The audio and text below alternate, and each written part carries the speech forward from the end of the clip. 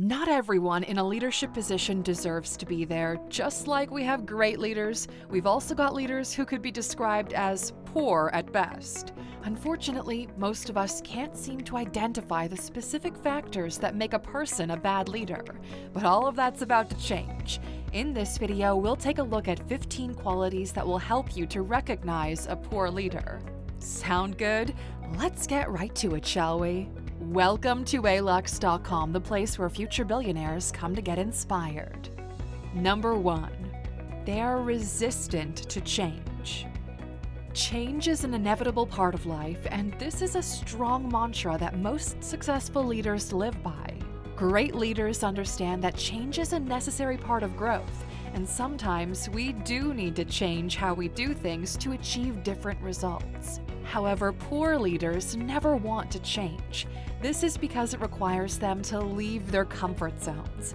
They believe that if something isn't broken, then there really isn't a need to fix it. But what if the thing isn't reaching its full potential? Isn't that enough of a reason for a change?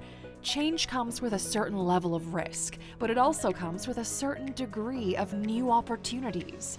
If a poor leader is willing to see beyond the limited scope they've built around themselves, they actually stand a good chance at becoming a better leader. Number 2. They lead for a promotion, not a cause. Poor leaders don't have an ultimate end goal in mind. They're usually too focused on a promotion, which in turn translates to a better salary. Poor leaders, they're not interested in saving the world. They do not have any cause that defines their actions or leadership policies. Instead, they're focused primarily on solving the next problem because of what it promises them. Number 3. They can't take criticism. Every leader will be criticized, whether they like it or not. Sometimes this criticism will come in the form of constructive feedback, and other times it'll seem a little too harsh. Now, how a leader reacts to either of these shows what kind of leader they are. If they see the criticism as an opportunity for growth, then this is a sign of an inspiring leader, a leader who's ready to learn from this mistake or event to prevent it from happening again. However, if this feedback is met with nothing but disdain, scorn, and anger, well, the leader in question is no doubt a poor one. Leaders like this see feedback and criticism as a sign of weakness, so they do everything in their power to avoid being criticized. Usually, these leaders are surrounded by individuals who feed them the validation that they so desperately seek. Number 4. They are selfish. Poor leaders are easily identified by their need to always have the world revolve around them. They always want the efforts of the team to be geared toward their own success. But it gets even worse. They never want to be seen as weak, so they don't mind blaming the team for their mistakes. These leaders can also make decisions without involving the team, but when things go bad, they won't hesitate to blame the team for the misfortune. What sucks the most about this type of leader is their obsession with being right all the time. It wouldn't be long before this poor leadership results in a toxic work environment, where the opinions, thoughts, and creative ideas of team members are so quickly swept under the rug. Number 5. They always want all the glory. Look, it's bad enough that poor leaders adopt a selfish leadership style, but it gets a whole lot worse when you realize that a number of them also take all the credit for the success. A poor leader never wants to be seen as a failure, even though failures never define us as humans. Instead, they want to be seen as the perfect person who never makes mistakes, as that individual who does every single thing right, as if it exists. Consequently, though, these leaders take the credit anytime things go really well. However, they always blame someone or something else when mistakes or errors happen. Number 6. They don't have core values. Every great leader lives by a set of core values which are usually reflected in their leadership style. These values typically determine how they relate with other people and how they react to certain situations. However, when a leader lacks core values, one can say that they are simply blowing in the wind, moved and easily swayed by other people. These core values define our behavior. So what do you expect from a leader with no understanding of their behavior? This leader will eventually make decisions which won't just negatively affect other members of the team, but possibly the entire company or organization as a whole. Number 7, they don't inspire a change in others. Great leaders always inspire a change in other people. They usually live a life so inspiring that others are motivated to make changes in their life just by watching on the sidelines. Great leaders don't just tell you to make changes in your life. Instead, they show you all kinds of reasons and ways to do it. As humans, we're more influenced by results than words. This suggests that leaders who constantly clamor for change but fail to reflect this change in their own lives will eventually inspire nothing in other people, especially the members of their team. Furthermore, if members of a team are static and not improving, it'll consequently lead to a lack of growth and progress, which in turn could run a company or organization into the ground. Number 8, they tell others how to do things. An interesting quote from George S. Patton says, "Never tell people how to do things. Tell them what to do, and they'll surprise you with their ingenuity."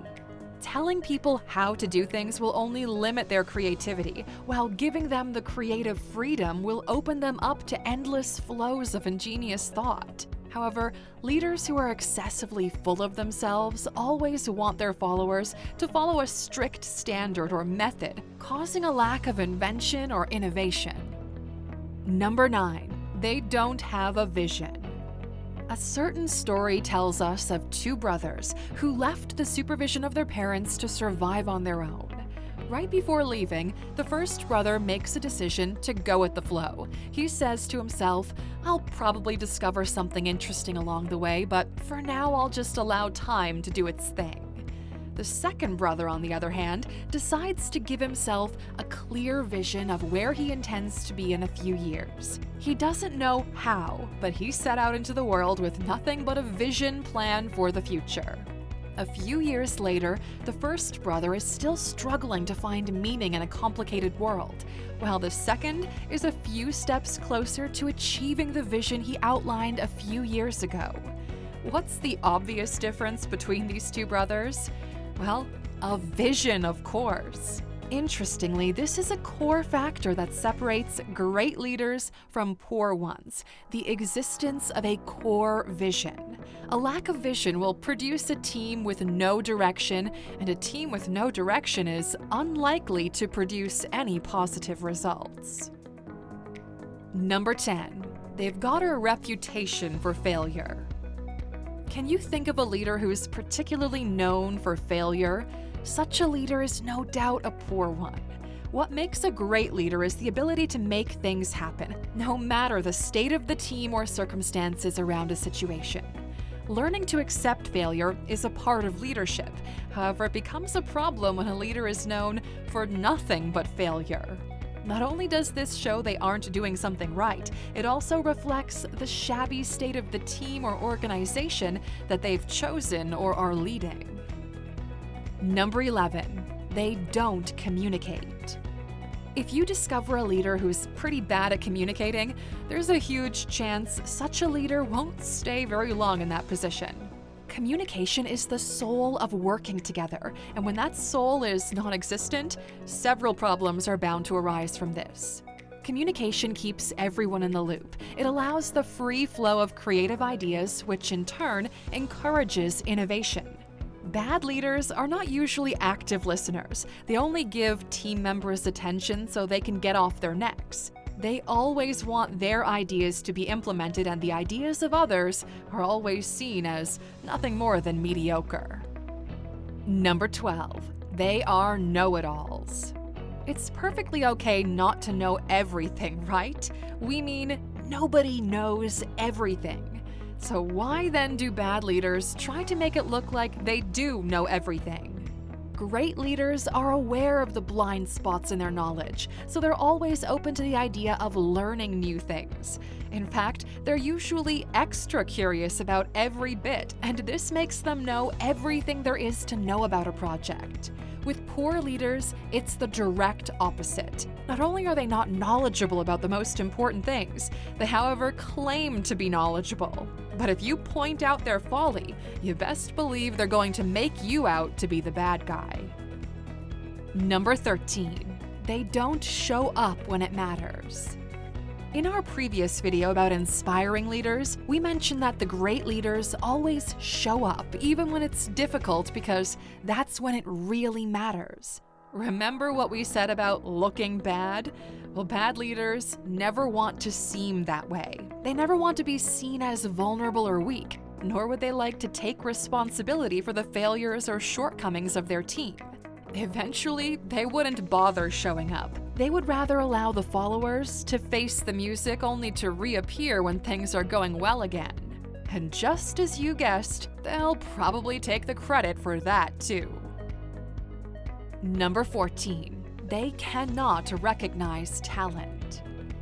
What makes a great leader is the ability to see through people, an ability to see that special talent that makes a person unique. A good leader will see a talent in an individual who's been considered as talentless, and they can also help these individuals to develop their newly found talents. But poor leaders on the other end of the spectrum are usually clueless or just unbothered about developing the talents of their followers. My talent and skills are just enough for everybody else, the poor leader says, not knowing that being a leader is never about being the most talented. It's in fact about organizing talents to solve critical problems. Number 15. They are inflexible. Having core values and a vision doesn't necessarily mean they aren't subject to change. If a good leader sees a reason to be flexible, they're definitely not going to pass it up. Being flexible opens you up to several more possibilities, which in turn means more opportunities to explore. How to identify a poor leader?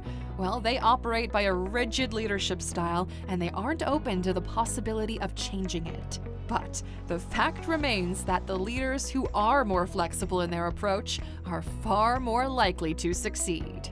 And there you have it, Aluxer. At this point, we believe you already can identify a number of poor leaders in the political and economic world, and you know what to do to avoid being a leader like them, right? And if you're still with us up to this point in the video, well, you know you deserve a bonus. Number 16. They lack self-confidence and awareness. What's the one thing that we all unconsciously look out for in leaders? Self-confidence. Wouldn't it be kind of weird to be led by an individual who's highly doubtful about their own skills and talents? How exactly would this individual lead other people?